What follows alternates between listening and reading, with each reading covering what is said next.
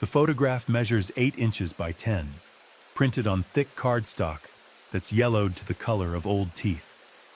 11 young men in matching gray wool uniforms, the word monarchs scripted across their chests in dark thread. They're arranged in 2 rows in front of a weathered barn, bats crossed at their feet like ceremonial swords. Everyone's grinning except the boy in the back row, third from the left. He wears no uniform, just a white shirt, dark suspenders, and an expression that doesn't match the occasion. His right hand is shoved deep into his trouser pocket, the fabric bunched and distorted around something bulky. When the sports historian adjusts the lamp and leans closer, he sees what the others missed for 115 years. That bulge isn't a hand. It's folded paper. By midnight, the historian will have found the boy's name in federal draft evasion files. By morning, he'll understand that this photograph documents something far more dangerous than a baseball game. The Schaumburg Center's basement smells like old leather and photocopier toner, with a thread of mildew that no amount of climate control can completely erase. Dr. Marcus Webb has spent 3 weeks down here, cataloging photographs for his book on early Negro Leagues baseball. Most images are what you'd expect. Teams posed stiffly in front of grandstands, individual portraits of men whose batting averages have been lost to time, action shots too blurred to be useful. Then, on a Tuesday in March of 2024, he opens a folder marked Miscellaneous Midwest, 1908 to 1912, and finds the Monarchs. The team name catches his attention first. The Kansas City Monarchs wouldn't be founded until 1920, yet here's a squad using that name a decade earlier. Webb makes a note. Regional teams often shared names before the leagues formalized. He's about to move on when something about the composition stops him. 10 men in uniform, one boy who isn't. Webb pulls his magnifying lamp closer. The uniformed players look comfortable, used to having their pictures taken. Several rest their hands on each other's shoulders. 2 hold bats with the casual confidence of men who know how to use them. But the boy in back, maybe 16 or 17, stands apart. His shoulders are tight. His left hand hangs at his side, fingers curled into a loose fist. His right hand is buried in his pocket so deeply that the fabric pulls across his hip. Webb has looked at thousands of team photographs. Players put their hands in pockets all the time, but they don't usually distort the fabric like that. He adjusts the lamp's angle. The bulge is distinct, rectangular, too large for a hand, too regular to be a wadded handkerchief. He photographs the image with his phone and opens the editing software. Brightens the shadows, increases contrast, sharpens the edges. The bulge becomes more defined. Folded papers, multiple sheets, judging by the thickness. Webb zooms in on the boy's face. Unlike the others, he's not looking at the camera. His gaze is directed slightly to the left, toward a man in the front row who's grinning broadly, unaware that someone behind him is watching. Webb flips the photograph over. On the back, in faded pencil, St. Louis Monarchs, August 7th, 1910, Carver Field. Below that, 11 names listed in 2 columns, corresponding to the 2 rows. The boy's name is last. Samuel Morris, Bat Boy. Except Samuel Morris isn't holding a bat. He's holding papers. Webb spends the next hour photographing the image from every angle, making note of each man's position, their expressions, the way the light falls across the scene. Then he opens his laptop and begins searching. The National Archives has digitized most World War I draft records. If Samuel Morris was born around 1893 or 1894, he would have been draft age by 1917. 3 hours later, Webb finds him. not in the standard draft registration files, but in a much smaller collection. Military intelligence reports on suspected agitators and subversives. File number 4732B, Samuel Aaron Morris, Negro male. Born April 2nd, 1893, St. Louis, Missouri.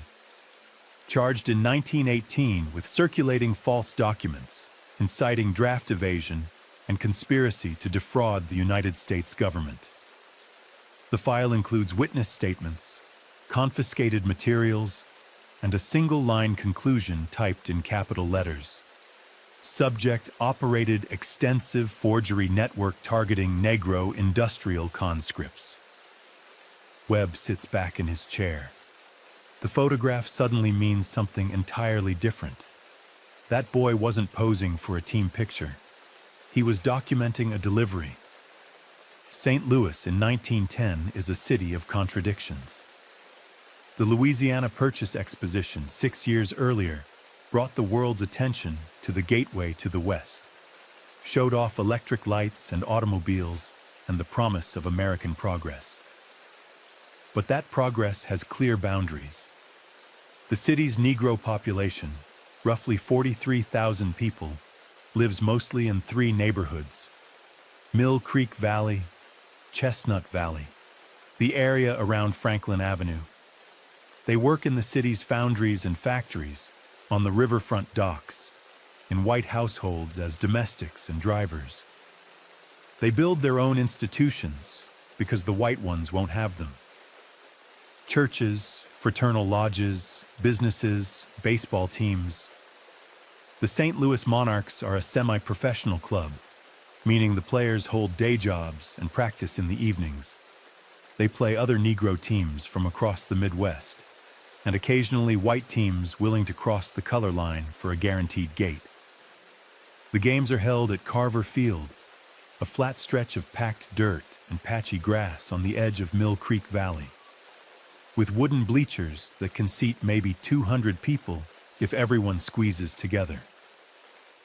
On August 7, 1910, the Monarchs are scheduled to play the Chicago Unions. It's a Sunday, which means the morning shifts at the factories are light, and men who work 6 days a week have a few hours to watch baseball. The stands start filling by 2 p.m. Women in their church dresses, children running between the bleachers, men in work clothes, their Saturday wages burning holes in their pockets, ready to bet on the outcome. Samuel Morris arrives early. He's not officially on the team roster, but he helps with equipment, runs errands, and on game days, he sells scorecards for a nickel each.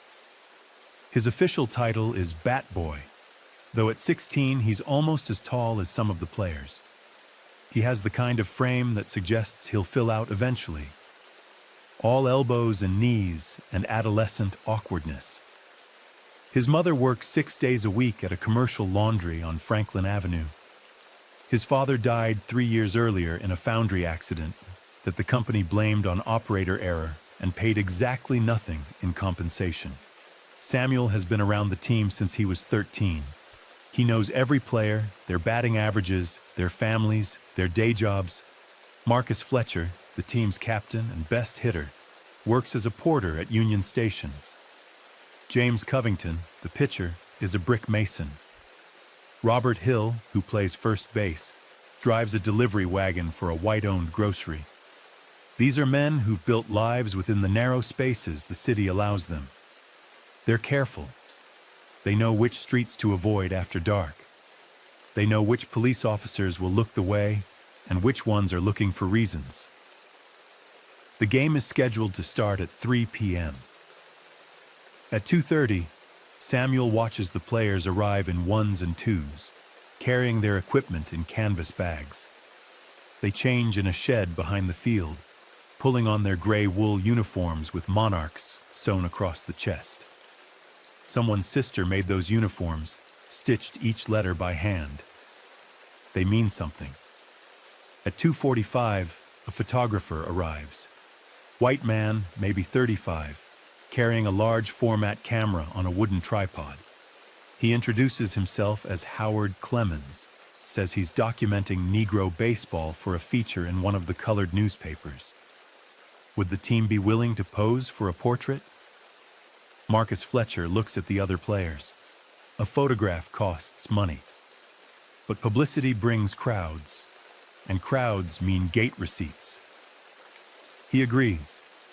The team gathers in front of the barn adjacent to the field. The photographer arranges them carefully. Taller players in back, shorter in front, bats crossed at their feet. He fusses with the composition, moves one player 6 inches to the left, asks another to straighten his cap. Then he pauses. "Who's the boy?" Clemens points to Samuel, who's standing to the side, holding a stack of scorecards. "Bat boy," Fletcher says. "Samuel Morris. Put him in the back row. Round out the composition." Samuel hesitates. He's not wearing a uniform. He's just in his work clothes, white shirt and dark suspenders and trousers that are slightly too short because he's growing faster than his mother can afford to replace them. But Fletcher nods, and Samuel takes his place in the back row, third from the left. As he stands there, waiting for the photographer to finish his adjustments, Samuel's fingers find the papers folded in his pocket. He's been carrying them for 2 days, waiting for the right moment. He needs to get them to 5 specific players before the game starts. Marcus Fletcher, James Covington, Robert Hill, William Jessup, Thomas Green. Each man needs his papers before they return to work tomorrow morning. The wrong supervisor asking the wrong questions could mean the difference between a job and a jail cell. Samuel positions himself behind Fletcher, his right hand deep in his pocket, the papers a solid weight against his hip. He's not looking at the camera. He's watching Fletcher, memorizing the exact placement of each man, creating a mental map of who stands where. Later, he'll know exactly who to approach, in what order, without drawing attention. The photographer ducks under the black cloth draped over his camera. "Hold still, gentlemen. This will take a moment." The moment stretches. Chemical reactions on glass plates require time. Samuel counts to 20, his hand never leaving his pocket. Then the photographer emerges, smiling. "Perfect. I'll have copies made and send them to Mr. Fletcher at Union Station." The game starts 10 minutes later. The Monarchs win 4-2. And in the celebration afterward, as the crowd filters out and the players pack their equipment, Samuel makes his deliveries. Quick handoffs. Papers passing from his pocket to theirs. No words exchanged. Just a brief touch, a nod, and then moving on. By the time everyone leaves Carver Field that evening, 5 men are carrying documents that could save their lives or destroy them, depending on who asks to see them. Samuel Morris learned to forge documents because his mother needed a birth certificate that didn't exist. It was November of 1907. Samuel was 14. His mother, Ada Morris, had been hired as a night supervisor at the downtown laundry, a rare promotion for a colored woman. The job came with better pay and a small measure of authority over the night shift workers. But the owner wanted documentation, proof of residence, proof of birth, references from previous employers. Ada had most of what she needed, but the birth certificate was a problem. She'd been born in rural Arkansas in 1871, delivered by a midwife in a cabin with no electricity and no county official within 30 miles. No certificate was ever filed. For 36 years, this hadn't mattered. Now it did. She explained the situation to Samuel over dinner, her voice tight with frustration. Without the certificate, the job would go to someone else. With it, she could make an extra $3 a week. That was groceries. That was lamp oil. That was the difference between scraping by and something approaching stability. Samuel asked if she could get a delayed certificate from Arkansas. Ada shook her head. To file for one, you needed 2 witnesses who'd been present at the birth and could testify to your identity. Her mother was dead. The midwife was dead. Everyone who might have remembered was gone or scattered. Then we make one, Samuel said. Ada stared at her son. That's illegal. Being poor is illegal, Samuel replied. They just don't call it that. He was 14, but he'd inherited his father's steady hands and his mother's practical intelligence. He'd also inherited something else.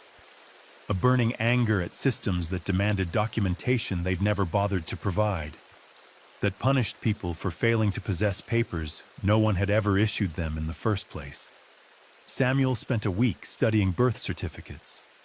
He went to the public library, the colored branch on Franklin Avenue, and looked through the vital records section. He examined the paper stock, the typefaces, the official seals.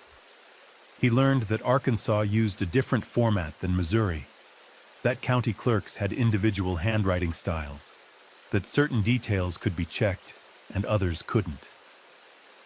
He bought paper from a print shop, saying he needed it for a school project. He practiced the county clerk's signature, copied from a sample certificate he'd found in the library.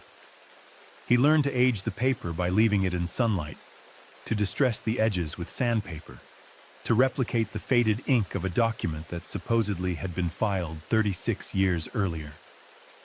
The certificate he created wasn't perfect, but it was good enough. Ada submitted it with her other documents, and the laundry owner barely glanced at it before signing off on her promotion. Samuel discovered he had a talent. More importantly, he discovered he had a purpose. Word spread quietly through the Mill Creek Valley community. If you needed papers, if you needed documentation the city wouldn't provide or that you couldn't afford, you talked to Ada Morris's boy. He worked cheap, usually for whatever people could spare. A quarter, a $50. Sometimes just a meal or a promise to help his mother with some task she couldn't manage alone. He forged birth certificates for people born in places where records didn't exist. He forged marriage certificates for couples who'd been together for decades but never had a legal ceremony. He forged employment references for men blacklisted after union organizing attempts. He forged property deeds for families who'd purchased land through handshake agreements and now faced white buyers trying to claim legal ownership. By the time he was 16, Samuel Morris had created documentation for more than 50 people. He kept no records. Everything was memorized, then forgotten. Names, dates, details. They passed through his mind like water through a sieve, leaving no trace. He never thought of himself as a criminal. He thought of himself as someone fixing broken systems one piece of paper at a time. Then the war came, and the systems broke in new ways. April 6, 1917. The United States declares war on Germany. President Wilson speaks of making the world safe for democracy, and the machinery of conscription begins to turn. Congress passes the Selective Service Act on May 18th. All men between the ages of 21 and 30 must register for the draft. Later, they'll expand it, 18 to 45. But in those first months, the focus is on young men in their 20s, the ones deemed most fit for military service. St. Louis's Negro population watches the draft registration with complicated feelings. Some men see military service as an opportunity, a chance to prove loyalty, to earn citizenship rights that have been systematically denied. Others see it as another form of exploitation, being asked to die for freedoms they've never enjoyed. Both perspectives exist simultaneously in the same neighborhoods, sometimes in the same households. Samuel Morris is 24 in 1917. He registers for the draft on June 5th, along with thousands of other men lining up outside the courthouse. The process is efficient and impersonal. Name, address, date of birth, occupation, physical examination, eye test, questions about dependents. The whole thing takes less than 20 minutes. Then he's issued a registration card and told to wait for his draft number to be called. He expects to be assigned to a combat unit eventually. He's healthy, single, with no dependents. But the call doesn't come in June, or July, or August. The Army is still organizing, still building training camps, still figuring out how to process millions of new recruits. Instead, something else happens. In September, Samuel receives a letter from the United States Employment Service. He's been designated for industrial conscription. Under the authority of the War Department, certain men are being assigned to essential war industries rather than combat duty.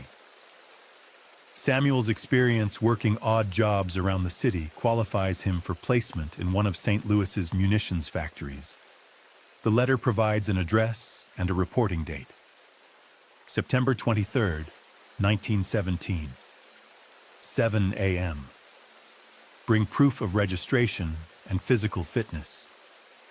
Samuel knows immediately what this means. He's heard the stories from men already working in the munitions plants. 12-hour shifts, toxic chemicals, accidents that leave men dead or permanently maimed. And because the plants employ mostly Negro workers for the most dangerous positions, those accidents are quietly attributed to carelessness rather than unsafe conditions. No compensation, no accountability. Just another name scratched off the roster and a new worker pulled from the conscription pool. The system is elegant in its cruelty. White men are drafted into the army, where they at least have some chance of survival and some prospect of glory. Negro men are drafted into factory work that's statistically more dangerous than combat, with no glory, no honor, just slow death by chemical exposure or sudden death by explosion. Samuel burns the letter in his kitchen stove and doesn't report for assignment. Within a week, 2 more letters arrive. One threatens prosecution for draft evasion. The other threatens immediate conscription into a disciplinary labor battalion. Samuel burns those too. Then Marcus Fletcher shows up at his door. It's late evening, almost dark. Fletcher is still wearing his porter's uniform from Union Station. He looks exhausted. "I got a letter," Fletcher says. "Industrial assignment. Some munitions plant in North St. Louis." Samuel nods. "I got one too." "You going?" "No." Fletcher exhales slowly. "They'll come after you." "Let them.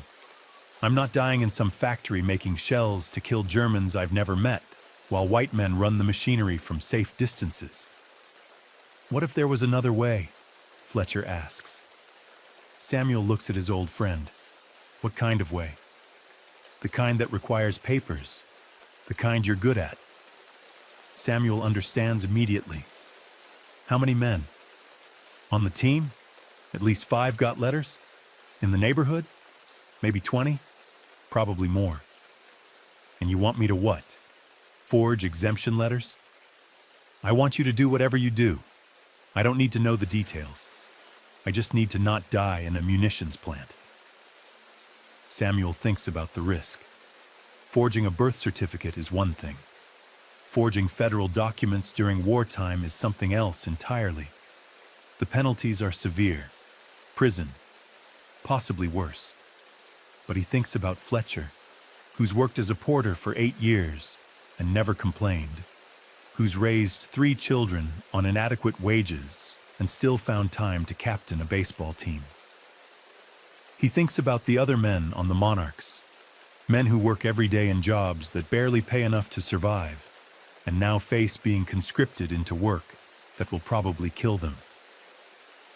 "I'll need to see one of the letters," Samuel says. "The original, so I can study the format." Fletcher pulls a folded paper from his jacket, the industrial conscription notice. Samuel holds it up to the light, memorizing every detail. The letterhead, the signature, the seal, The spacing, the paperweight. "Give me a week," Samuel says. "I report in 5 days. Then I'll work faster." The munitions factories in North St. Louis occupy a stretch of industrial land along the river, where the smell of chemicals mixes with the stench of the water, and the whole area feels like something separate from the rest of the city. Most St. Louisans never see these plants. They're deliberately positioned in areas where the wind carries the fumes away from white neighborhoods. The ordnance arsenal employs 3,000 workers at peak production. Roughly half are Negro men conscripted from industrial draft lists. They work in the most dangerous sections, the buildings where explosives are mixed, the assembly lines where shells are filled with powder, the testing grounds where faulty munitions sometimes detonate prematurely. The factory operates 24 hours a day in 3 shifts. Day shift, 7 a.m. to 7 p.m. Night shift, 7 p.m. to 7 a.m., the rotating shift, which changes weekly and destroys any hope of regular sleep. Workers are paid by the shift, not by the hour, and the pay is slightly better than unskilled factory work, but worse than skilled trades. The catch is that you can't quit. Industrial conscription means you're legally bound to the position for the duration of the war. Leaving is desertion. The chemicals used in munitions production are poison. Trinitrotoluene, commonly called TNT, turns workers' skin yellow. They call it canary syndrome. The powder gets into everything: your lungs, your bloodstream, your hair. After a few months, men start showing symptoms: chronic coughing, skin lesions, liver damage. The worst cases develop aplastic anemia, where the bone marrow stops producing blood cells. That's a death sentence. Slow, painful, irreversible. Workplace accidents are common. In April of 1917, an explosion at a similar plant in Pennsylvania killed over 100 workers, mostly Negro men conscripted from southern states. The investigation concluded that inadequate training and worker inattention were responsible. No mention of the 12-hour shifts or the fact that exhausted men make mistakes. No mention of the inadequate safety protocols or the profit incentives that discouraged shutting down production lines for repairs. The St. Louis Arsenal has had 3 fatal accidents by September of 1917. A fire in the mixing building, a dropped shell that detonated on impact, a chemical leak that overcame 4 men before ventilation could be restored. In each case, the widows received a small payment from a disaster relief fund and were told their husbands had been careless. The survivors know better. They know the accidents are inevitable when men work 12-hour shifts handling volatile materials with inadequate rest and minimal training. They know the company prioritizes production over safety. They know that Negro workers are assigned to the most dangerous positions because their deaths generate less public outcry than white deaths would. Some men accept this. They have families to feed. They have no other options. They show up for their shifts and pray that today won't be the day something goes wrong. Other men start looking for alternatives, ways to get out, ways to avoid conscription in the first place. And when those men hear that someone in Mill Creek Valley can provide the right kind of documentation, they start showing up at Ada Morris's house after dark, asking for her son. Samuel Morris works out of his mother's kitchen. It's not ideal. The space is cramped, the light is poor, and there's always the risk of someone unexpected stopping by. But he doesn't have anywhere else, and his mother has stopped asking questions. She knows what he's doing. She doesn't approve exactly, but she doesn't interfere. Her son is helping people. That has to count for something. His process has become more sophisticated since those early birth certificates. He's learned to source materials, the right paper stock, the the right ink, the right tools. Most of it comes from a print shop owner named Thomas Aldridge, a white man in his 50s who runs a small operation near the industrial district. Aldridge asks no questions when Samuel buys supplies. In exchange, Samuel asks no questions about why Aldridge is willing to sell to him in the first place. They have an understanding. The documents Samuel creates fall into several categories. Medical exemption letters, claiming conditions that disqualify men from industrial work. Heart murmurs, chronic bronchitis, vision problems. These require forged doctor's signatures, and Samuel has collected samples from 3 different physicians who treat Negro patients. He's practiced until he can replicate each signature perfectly. Essential employment certificates, claiming the bearer is already engaged in critical war work that exempts him from conscription. These are harder because they require official letterhead from real companies. Samuel has to steal or recreate the letterhead, then forge signatures from managers and supervisors. The risk is higher. If someone checks, the deception unravels immediately. But most draft boards don't check. They're overwhelmed with paperwork and happy to file anything that looks legitimate. Dependent hardship exemptions, claiming the man is the sole support for elderly parents or young siblings. These require supporting documentation. Birth certificates, death certificates for deceased spouses, property records showing shared residences. Samuel creates entire paper families, building fictional households on real addresses, betting that no one will investigate too closely. He works at night, usually between 10 p.m. and 3 a.m. when the neighbors are asleep and the streets are quiet. He sets up his materials on the kitchen table. Paper, ink, pens with nibs he's modified for different handwriting styles. Reference documents he's borrowed or stolen. A small lamp with a green glass shade that concentrates the light. Each document takes between 2 and 4 hours, depending on complexity. He's learned to work in stages. First, the basic layout. Then the text, written in careful script that matches his reference samples. Then the signature, practiced 50 times on scrap paper before he commits it to the final document. Then the seal, created using a wax stamp he's carved himself, heated over a candle flame and pressed firmly onto the paper. Finally, the aging process, leaving the document in sunlight to fade the ink slightly, creasing it along logical fold lines, sometimes adding a coffee stain or a torn corner to make it look like something that's been carried in a pocket for weeks. By October of 1917, Samuel's producing 3 to 4 documents per week. By November, he's up to 7. By December, he's working almost every night, creating 10 to 12 documents per week, sleeping in short intervals, surviving on coffee and the knowledge that each paper he makes might save someone's life.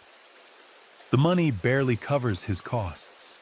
He charges $2 per document, enough to pay for materials and contribute a little to household expenses. Some clients can't afford even that. He does those for free or for trade. One man gives him a chicken, another fixes the leak in his mother's roof. A third teaches him how to pick locks, a skill Samuel files away for possible future use. The work is exhausting and illegal and necessary. Samuel doesn't think of himself as heroic. He thinks of himself as someone caught in a system that's fundamentally broken, doing what he can with the tools available. The fact that those tools happen to be pens and ink and forged signatures doesn't change the essential nature of what he's doing. He's helping people survive. But survival in wartime requires more than documents. It requires a network. Every illegal operation needs infrastructure. Samuel's forgery work is no exception. He can create the documents, but he can't distribute them. He can't verify the information people give him. He can't provide warning when investigations start. For that, he needs help. The network that grows around Samuel's kitchen table is small, careful, and unspoken. No one discusses it explicitly. No meetings are held. No names are recorded. But the architecture is there, built on trust and necessity. Ada Morris is the first layer. She handles initial contact. Men who need papers don't come directly to Samuel. They come to Ada, usually at the laundry where she works. A quiet word during a shift break. A question about whether her son might be able to help with a document problem. Ada assesses each person. Can they be trusted? Are they genuine? Or could they be an informant? If she approves, she tells them to come to the house on a specific evening at a specific time. The scheduling ensures that Samuel never has multiple clients present simultaneously, reducing the risk of witnesses. Marcus Fletcher is the second layer. He's the connection to the baseball team, and by extension, to a wider community of working men who trust each other. When someone on the team needs papers, Fletcher vets them first, makes sure they understand the risks, makes sure they understand the need for absolute secrecy.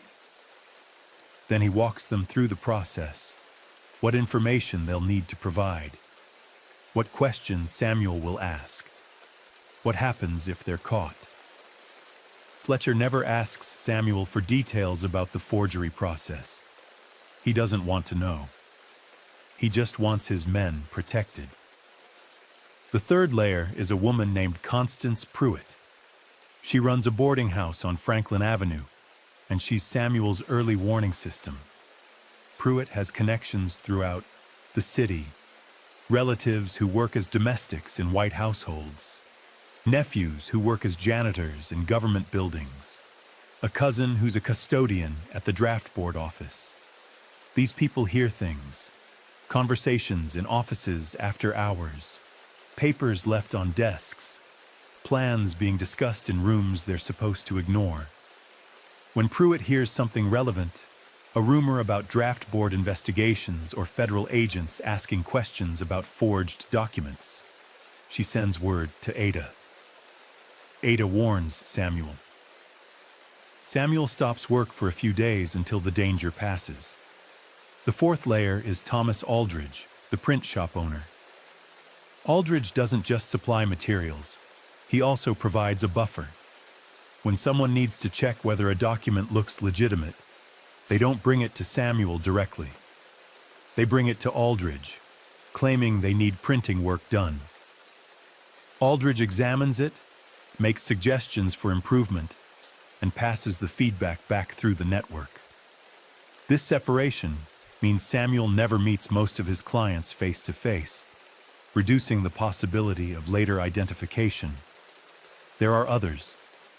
A postal worker who occasionally intercepts letters from the draft board before they reach their intended recipients, buying Samuel time to create exemption papers. A clerk at the city records office who files certain birth and death certificates without checking their authenticity too carefully. A minister who provides church letterhead that Samuel uses to create religious exemption documents for supposed seminary students. None of these people think of themselves as criminals. They think of themselves as members of a community doing what they can to protect each other from a system that treats them as expendable. They're teachers and laundry workers and shop owners and clergy. They attend church. They pay taxes. They follow most laws most of the time. But when the laws demand that young men be fed into deadly factories, they find ways to resist. What would you do if your neighbor's son received a conscription notice to work in a plant where the death rate exceeded combat casualties? Would you report the operation if you found out someone was forging exemption papers? Or would you look the other way, maybe even help, knowing your own son might be next? By early 1918, Samuel's network has helped more than 60 men avoid industrial conscription. Some obtain medical exemptions. Others get essential employment certificates. A few simply disappear, using forged identification to move to other cities where the draft boards can't find them. The success rate is high. The secrecy holds. Then someone makes a mistake. The mistake happens in February of 1918. A man named Daniel Hobson, 26 years old, factory worker, receives an industrial conscription notice. He goes through the usual channels, talks to someone who knows Ada Morris, gets directed to the house on the right evening, provides his information to Samuel, receives his medical exemption letter 3 days later. The document claims Hobson has a heart murmur severe enough to disqualify him from strenuous labor. Hobson takes the letter to the draft board office. The clerk files it without comment. Hobson thinks he's safe, but Hobson has a problem Samuel didn't know about. He's been talking, not maliciously, just carelessly, mentioning to friends that he found a way to avoid the munitions plant, hinting that he knows someone who can fix paper problems, never using Samuel's name directly, but providing enough information that people start connecting dots. One of the people Hobson tells is a man named Curtis Wade. Wade is 32, married with 2 children, working as a janitor at a downtown office building. Wade also serves as an informant for the Bureau of Investigation, the federal agency that would later become the FBI. He's being paid $15 a month to report on subversive activities in the Negro community.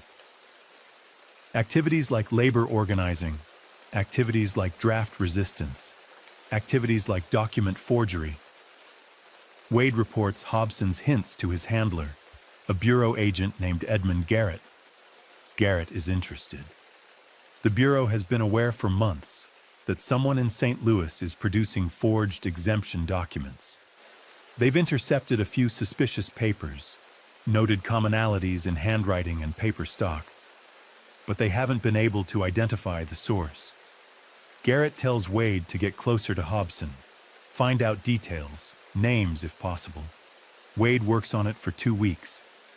He buys Hobson drinks at a colored speakeasy on Franklin Avenue, commiserates about the draft, mentions casually that he might need papers himself. Could Hobson introduce him to whoever helped? Hobson, drunk and feeling generous, says he doesn't know the forger's name, just knows you have to talk to Ada Morris at the downtown laundry. She handles the introductions. Wade reports this to Garrett. Garrett now has a target. On March 3, 1918, 2 bureau agents and a city police detective visit the laundry where Ada Morris works. They don't arrest her. They just ask questions. Has she been facilitating contact between workers and someone who provides forged documents? Does she know Samuel Morris? What's her son been doing in the evenings? Ada answers carefully. She works at the laundry. She knows a lot of people. Her son helps people with paperwork sometimes, filing applications, things like that. Nothing illegal. The agents don't push.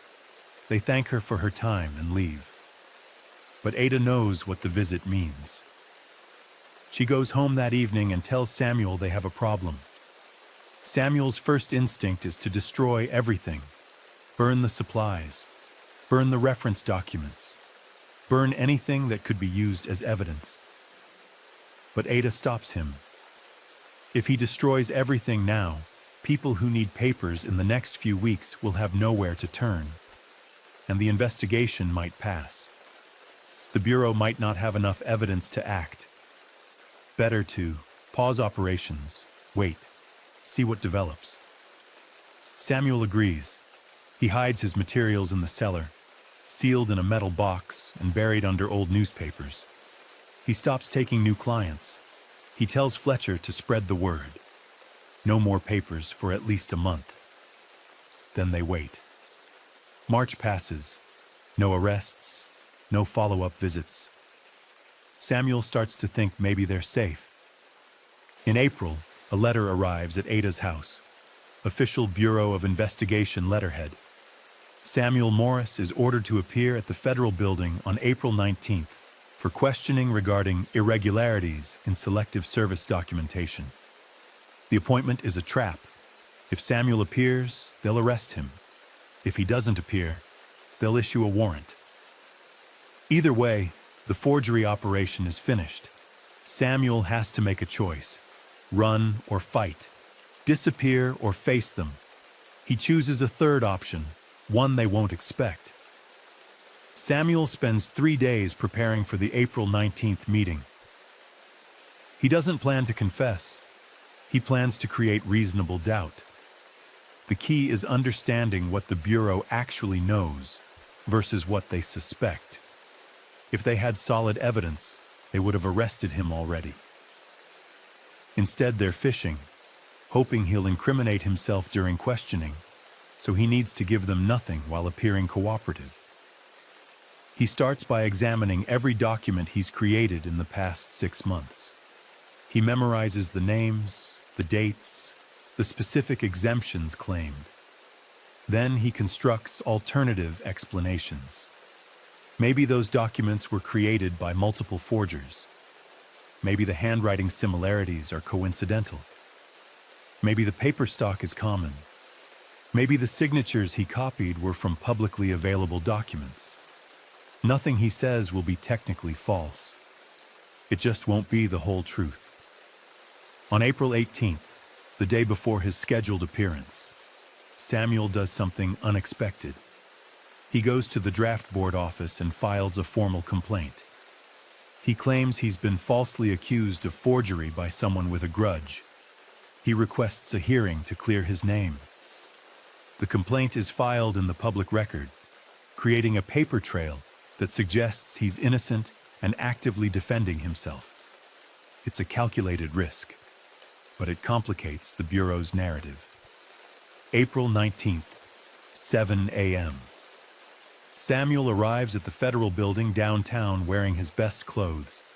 A dark suit borrowed from Marcus Fletcher, a clean shirt, shoes polished to a shine. He looks like someone who respects authority, who has nothing to hide. The receptionist directs him to the 3rd floor, an office with frosted glass windows and the name Special Agent Edmund Garrett stenciled on the door. Garrett is 43, thin, with gray hair and the kind of face that suggests he doesn't smile often. He's seated behind a desk covered with files. 2 other men are present: a stenographer there to record the interview, and Detective Paul Hendricks from the St. Louis Police Department, there as a local law enforcement presence. "So, Mr. Morris," Garrett says, "thank you for coming." "You gave me an order," Samuel replies. "Not much choice." Garrett opens a file. "We've been investigating irregularities in selective service documentation, specifically medical exemptions and essential employment certificates that appear to be forged. Do you know anything about that? I know people need papers to survive. I help them file applications sometimes. Make sure they're filled out correctly. Filing applications isn't forgery. No, it's not. But creating false documents is. I wouldn't know. I don't create false documents." Garrett pulls out a sheet of paper. This is a medical exemption letter supposedly signed by Dr. Harold Weston on January 12, 1918. Dr. Weston states he never examined the patient in question and never wrote this letter. The signature is a forgery. The patient is a man named Marcus Fletcher, who happens to be captain of the St. Louis Monarchs baseball team, a team you're associated with, correct? Samuel keeps his expression neutral. "I know Marcus. I used to help with the team, but I don't know anything about his medical history." Garrett pulls out another document. Essential Employment Certificate for Robert Hill, dated December 3, 1917. Claims he's employed as a skilled machinist at the Southwestern Electric Company. The company has no record of anyone named Robert Hill. Another forgery. Mr. Hill also plays for the Monarchs. Sounds like someone's targeting the team. Have you considered that? We've considered many things, Mr. Morris, including the possibility that you're the one targeting them, creating documents, selling them to desperate men. I don't sell documents. I help people with paperwork. Where were you on the evening of January 10th? Samuel thinks. Home, probably. I don't keep a calendar. Anyone who can verify that? My mother. But I assume she doesn't count as an objective witness. The questioning continues for 2 hours. Garrett works through a list of documents, each one connected to someone Samuel knows. He asks about materials. Where would someone buy certain types of paper? What about ink? What about wax seals? Samuel gives vague answers. Lots of places sell those things. Anyone could buy them. Finally, Garrett leans back. Here's what I think, Mr. Morris. I think you've been running a forgery operation out of your mother's house for at least 6 months. I think you've created dozens of false documents to help men evade industrial conscription. I think you're part of a network that includes several accomplices. And I think if you don't cooperate, you're going to prison for a very long time. Samuel meets his gaze. I think you don't have evidence. I think you have suspicions. And I think if you had proof, I'd already be in handcuffs. We'll find the proof. Good luck with that. Garrett stands. You're free to go for now, but don't leave St. Louis. We'll be in touch. Samuel walks out of the federal building at 10 a.m. He's bought time, but not much. Garrett will keep digging. The Bureau will keep investigating. Eventually, they'll find something. A witness who talks. A piece of physical evidence. A mistake Samuel made months ago that he's forgotten about. He needs a new plan, and he needs it soon. Howard Clemens returns to St. Louis in May of 1918, nearly 2 years after taking that team photograph at Carver Field. He's still working as a photographer, but his real job is as a Bureau of Investigation informant. He'd been assigned to document Negro baseball teams as a cover for gathering intelligence on radical elements in colored communities. That photograph from 1910 wasn't just a souvenir, it was surveillance. Clemens brings his copy of the photograph to the Bureau office. Garrett examines it carefully. 11 men. One in the back row doesn't quite fit. Boy in street clothes, hand in pocket. Wrong posture, wrong expression. That's Samuel Morris, Garrett says. The forger we've been investigating. Clemens points to the bulge in Samuel's pocket. I remember thinking that was odd at the time, like he was hiding something. Garrett has the photograph enlarged. The bulge becomes more defined, rectangular, too large for a hand. Exactly the right size for folded papers. Garrett starts interviewing the men in the photograph. Most are still in St. Louis. Some have died or moved away, but enough remain to create a pattern. Marcus Fletcher, Robert Hill, William Jessup, all have documentation exempting them from industrial conscription. All received their papers around the same time in late 1917. All got them through someone who knew Ada Morris. The photograph becomes evidence, proof that Samuel has been connected to these men for years, proof that he had access to them, proof that he was carrying something suspicious the day the picture was taken. It's circumstantial, but combined with the forged documents, it starts to build a case. Garrett applies for a search warrant. He needs to find Samuel's workshop, his materials, his reference documents. With physical evidence, he can make arrests that will hold up in court. Without it, The whole investigation remains theoretical. The warrant is issued on May 20th, 1918. Garrett and 4 other agents raid Ada Morris's house at 6 a.m. They search every room, the kitchen, the bedrooms, the cellar. They find the metal box buried under newspapers.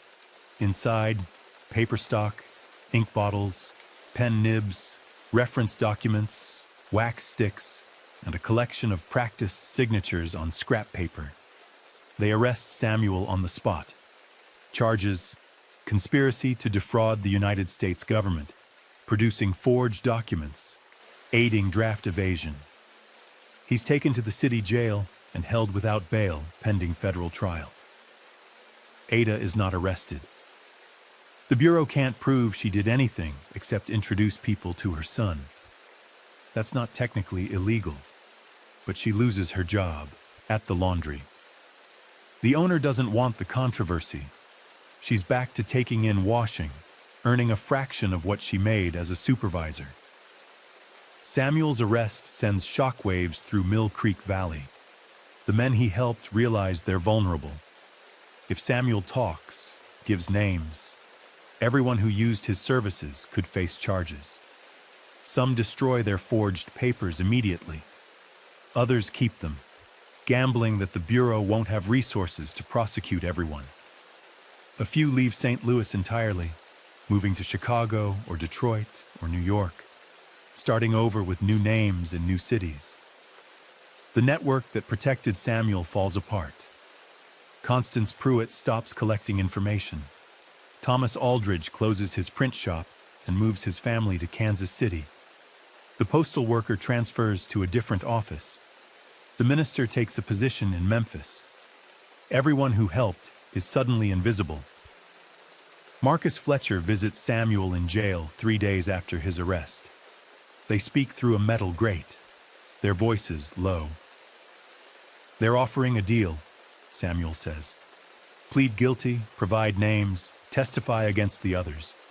In exchange, reduced sentence. Maybe 5 years instead of 20. You going to take it? No. They could put you away for decades, Samuel.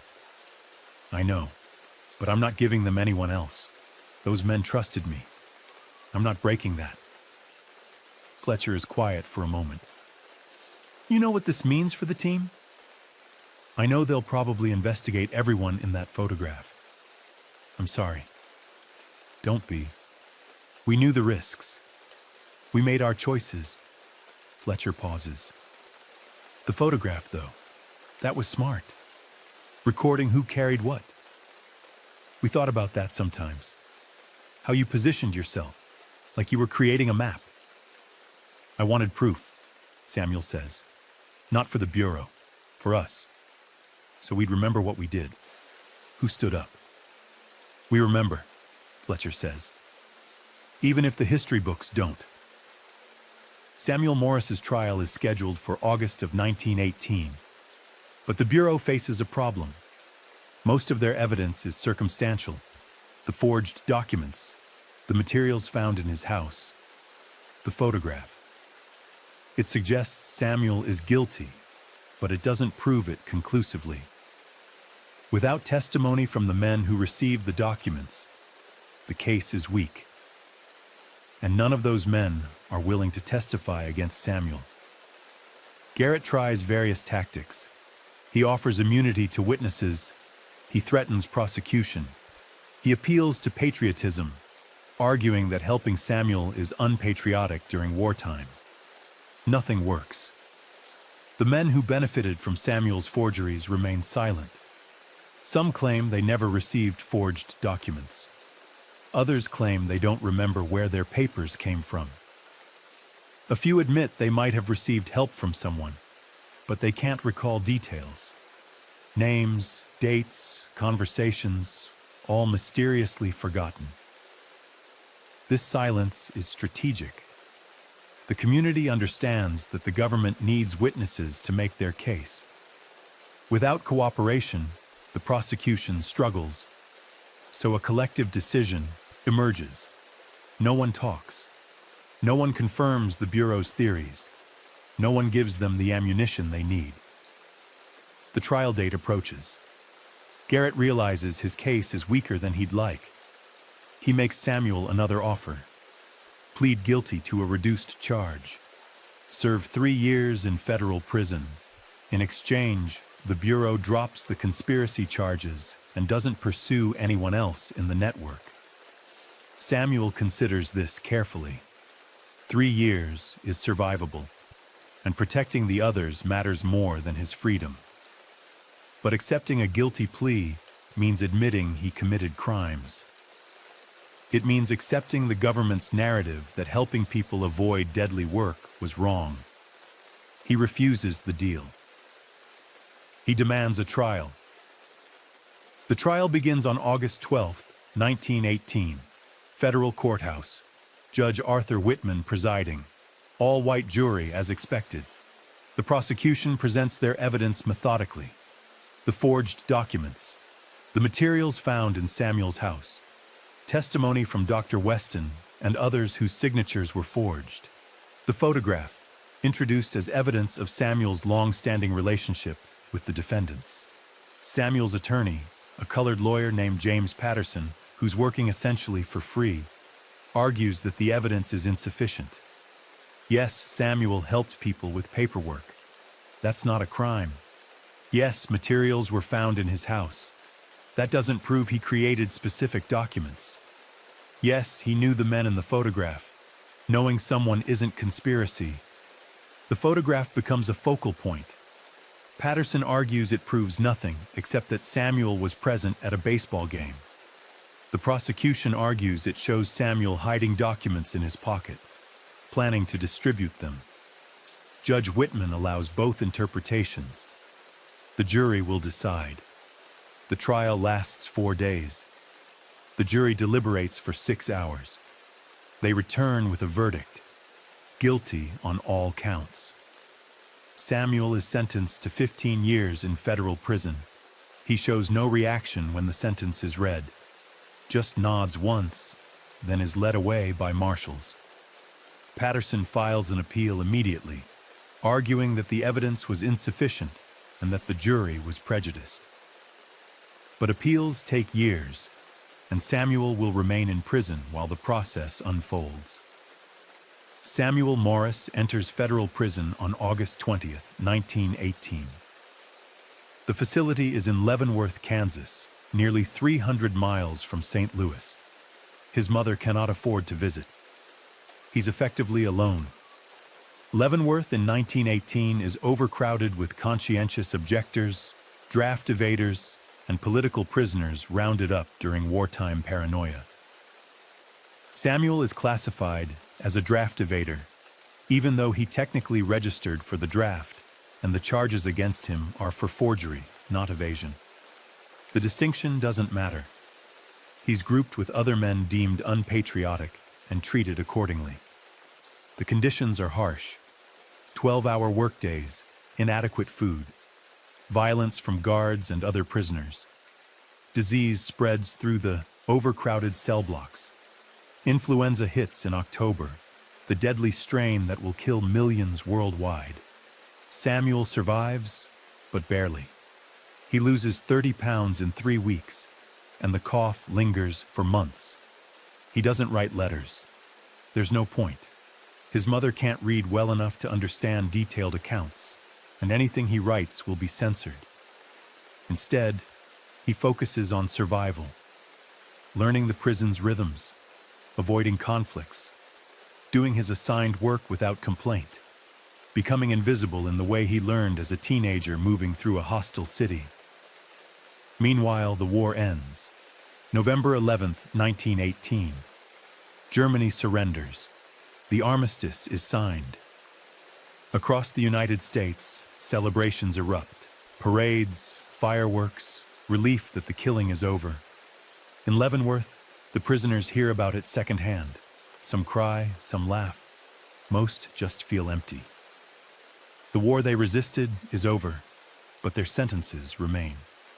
Samuel learns that several men he helped are dead, not from industrial accidents, from the influenza epidemic. The same virus that nearly killed him in prison killed them in their homes, in the very neighborhoods he was trying to protect them from leaving. The irony is bitter. He gave them papers to avoid munitions plants, and they died anyway. Marcus Fletcher writes once, "The letter is brief, carefully worded to get past censors. The team disbanded. Most of us moved on. We remember what you did. Others will too, eventually. Stay strong." Samuel keeps the letter under his mattress until a guard finds it during a cell search and confiscates it. After that, he has nothing except memories. The years grind forward. 1919, 1920, 1921. Samuel's appeal is denied. He files another. That's denied too. The legal system has no interest in reconsidering wartime convictions, especially for Negro men convicted of undermining the war effort. In 1922, Samuel is transferred to a work farm in Georgia. The conditions are somehow worse. Agricultural labor from sunup to sundown. Brutal overseers, constant heat and humidity. Men die from heat stroke and exhaustion and infected injuries that go untreated. Samuel survives by making himself useful. He helps other prisoners write letters. He settles disputes before they become violence. He becomes the informal mediator, the person other men come to when they have problems. By 1925, he's served 7 years. He's eligible for parole consideration.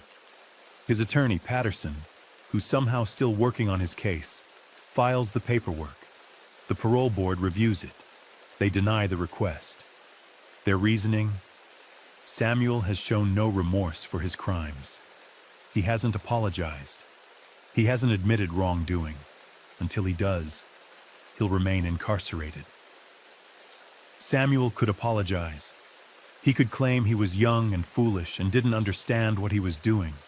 He could say whatever they want to hear. But he refuses. What he did wasn't wrong. Helping people survive wasn't a crime, regardless of what the law claimed.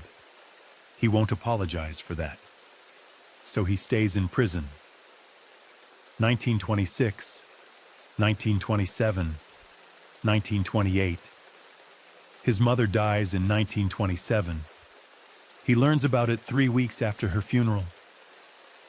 She'd been working until the end, taking in washing to survive after losing her good job at the laundry. She was 56 years old. The woman who raised him alone, who supported his work even when it put her at risk, who never betrayed him even under questioning, is buried in an unmarked grave in St. Louis. Samuel can't attend the funeral, can't say goodbye, can't even grieve properly because showing emotion in prison is weakness. He's released in 1933 after serving 15 years exactly. No early parole, no reduction for good behavior, the full sentence. He's 40 years old when he walks out of the Georgia work farm on a hot August morning, carrying a cardboard box containing his few possessions. He has nowhere to go. St. Louis isn't home anymore. Everyone he knew is dead, scattered, or moved on. The Mill Creek Valley neighborhood has changed. Some areas are being demolished for urban renewal. Some are just decaying. The baseball team is long gone. Samuel takes a bus to Chicago, starts over, gets a job in a print shop, ironically. Works there for 20 years. Never marries. Never has children. Never talks about what he did during the war. He lives quietly, invisibly, the way he learned to survive. He dies in 1953 at age 60. A heart attack, sudden and relatively painless. His obituary in the Chicago Defender is 3 lines. Samuel Morris, 60, printer, died Tuesday. Funeral arrangements pending. Survived by cousins in Missouri. No mention of forgeries. No mention of the 100 men he helped avoid deadly munitions work. No mention of the photograph that both documented his work and helped convict him.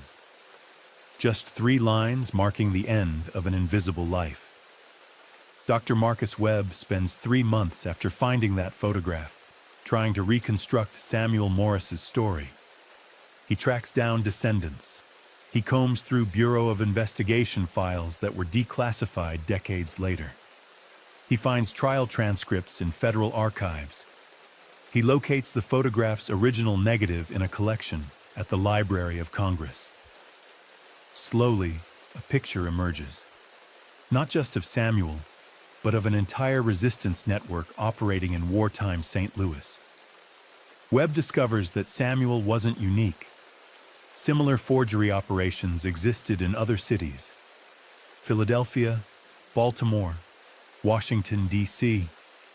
Everywhere the government established munitions plants and conscripted Negro workers into deadly conditions, someone stepped forward to help men escape. Some forgers were caught and prosecuted. Others were never identified. Their work remains in the gaps between official records, visible only in the patterns of exemptions that shouldn't exist. He finds records of the arsenal's actual death toll. 37 men died in workplace accidents between April of 1917 and November of 1918. 29 were Negro. The investigations blamed worker carelessness in every case. No company officials were ever charged. No safety protocols were changed. Production continued without interruption.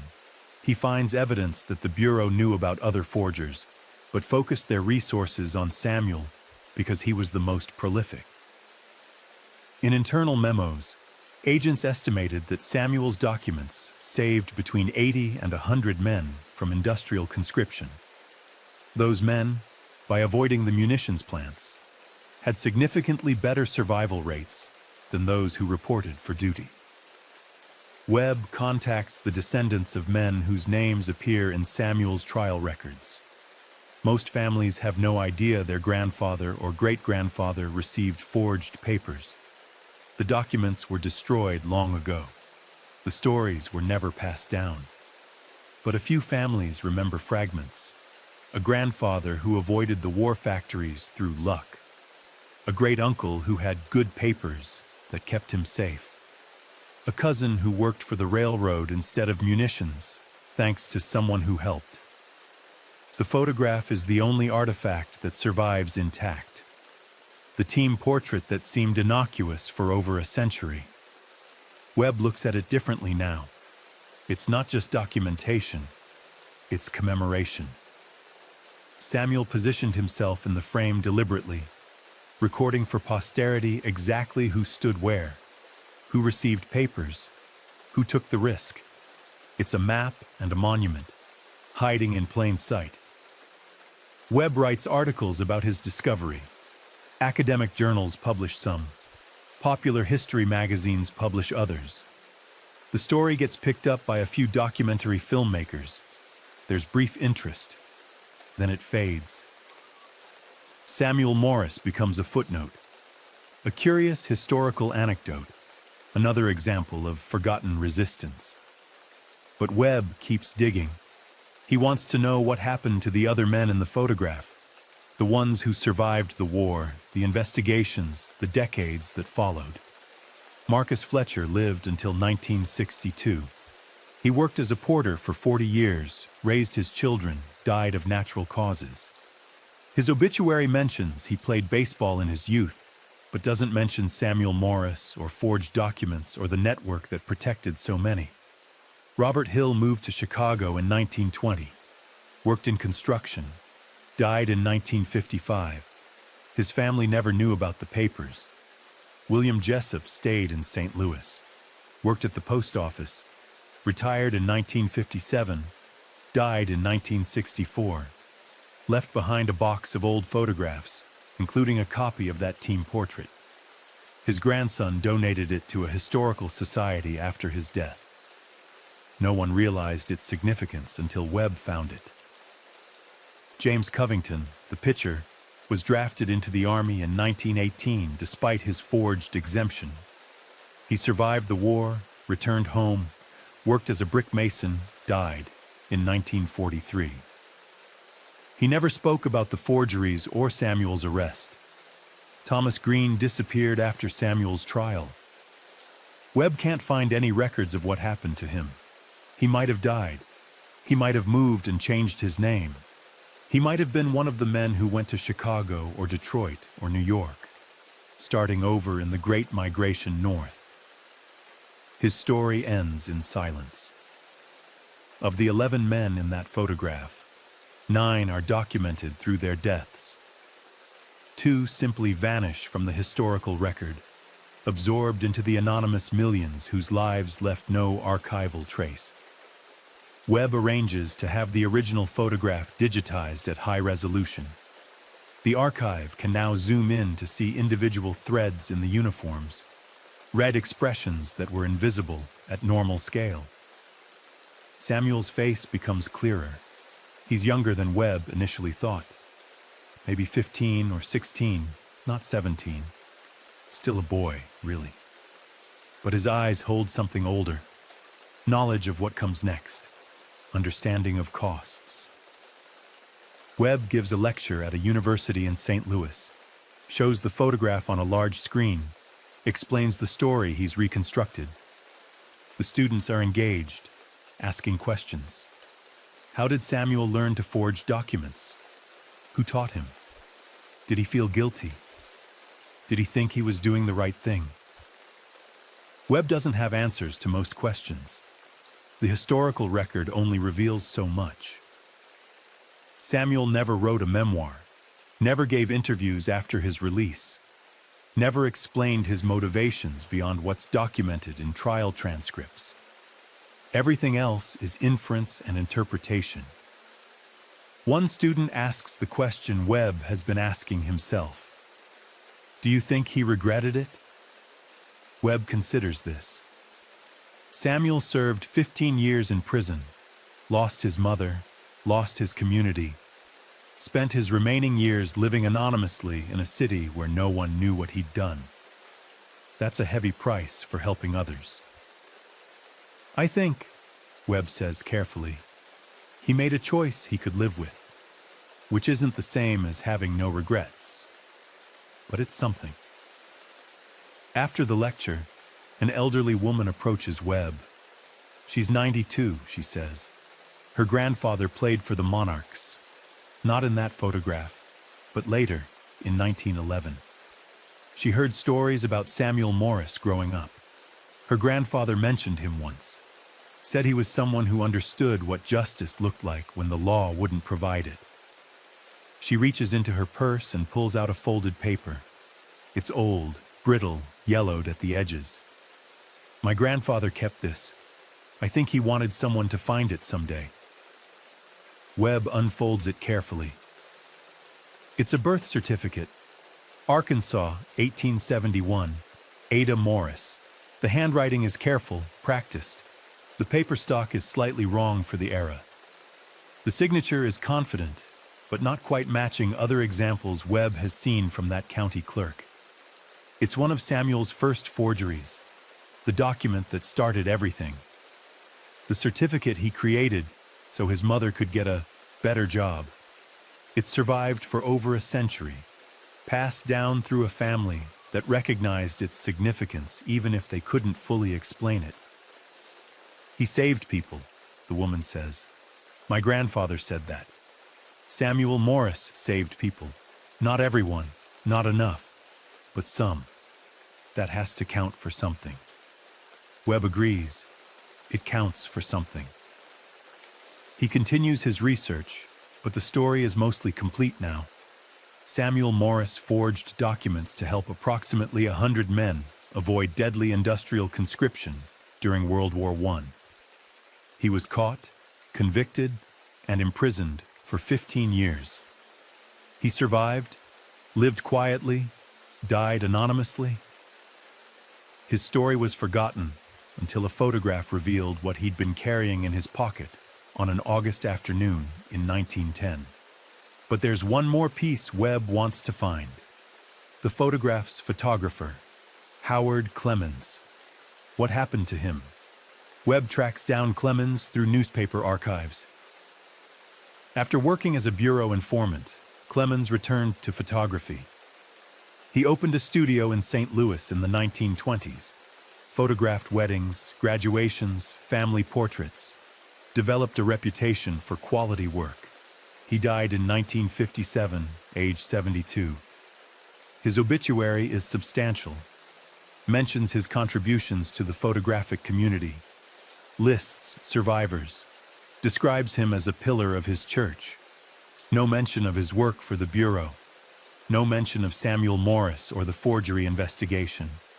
Just a successful life, remembered fondly.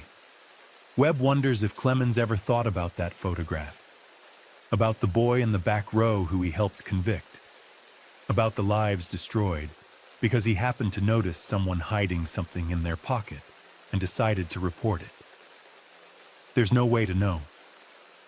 Clemens left no diary, no letters addressing the subject. If he had regrets, he kept them private.